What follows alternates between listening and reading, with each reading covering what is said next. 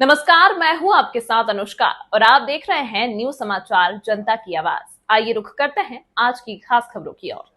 किया बड़ा खुलासा, 3 गिरफ्तार शूटरों के सिर पर इनाम घोषित। आइए देखते हैं ब्यूरो चीफ अभिषेक कुमार की रिपोर्ट। सीतापुर जनपद में 33 दिन पहले हुए पत्रकार राघवेंद्र वाजपेयी हत्याकांड का पुलिस ने खुलासा करने दिया है। हत्याकांड में 5 लोग शामिल थे, जिनमें से 3 को पुलिस ने गिरफ्तार कर लिया है। साजिश में शामिल कार्य देव बाबा मंदिर के पुजारी को उनके 2 परिचितों संग गिरफ्तार किया गया है। वहीं गोली मारने वाले 2 शूटरों को वांछित घोषित किया गया है। उन्हें पकड़ने के लिए क्राइम ब्रांच की टीमों के अलावा एसटीएफ की 7 टीमें लगातार लगी हुई हैं। पत्रकार राघवेंद्र वाजपेयी की 8 मार्च को दोपहर करीब 3 बजे हेमपुर ओवरब्रिज पर 4 गोलियां मारकर हत्या कर दी गई थी। घटना के बाद से ही एसीपी चक्रेश मिश्र के निर्देश पर क्राइम ब्रांच निरीक्षक सत्येंद्र विक्रम सिंह के नेतृत्व में 3 टीमों को खुलासे के लिए लगाया गया।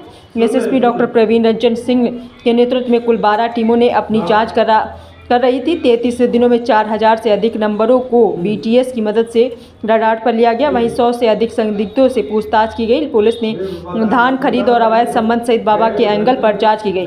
कार्यदेव बाबा मंदिर में राघवेंद्र संग एक पुजारी की करीबियों के एंगल पर पड़ताल शुरू की।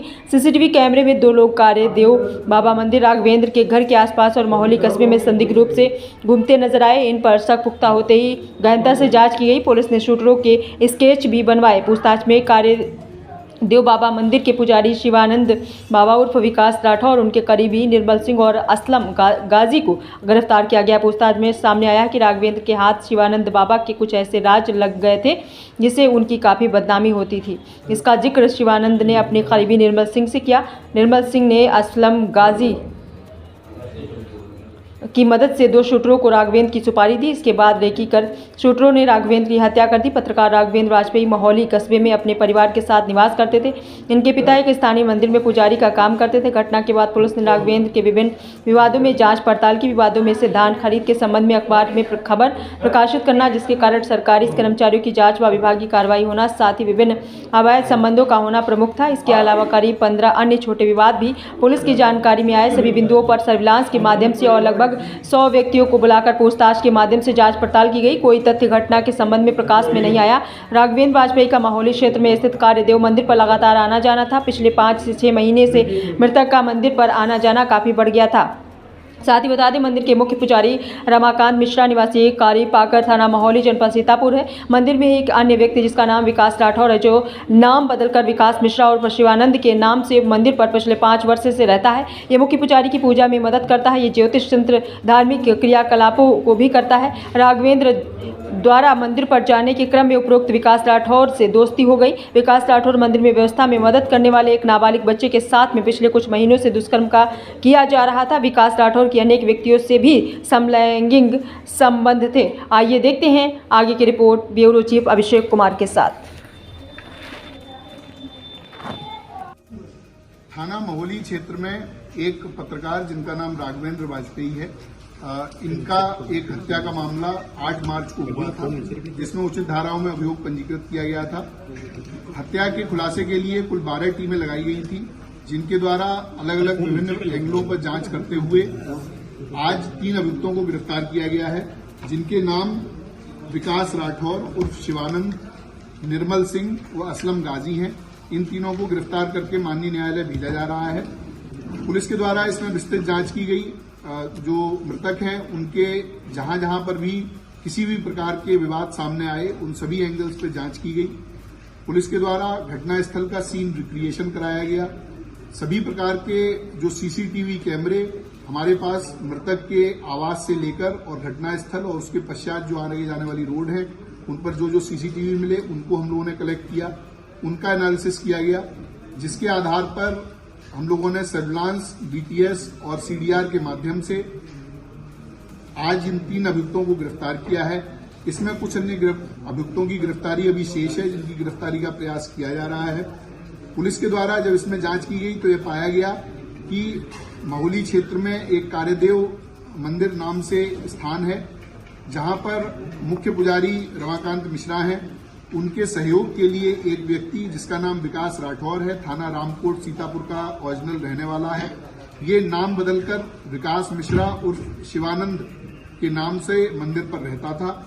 मंदिर में तंत्र मंत्र, अनुष्ठान व अन्य प्रकार की कार्यवाहियों में सम्मिलित रहता था।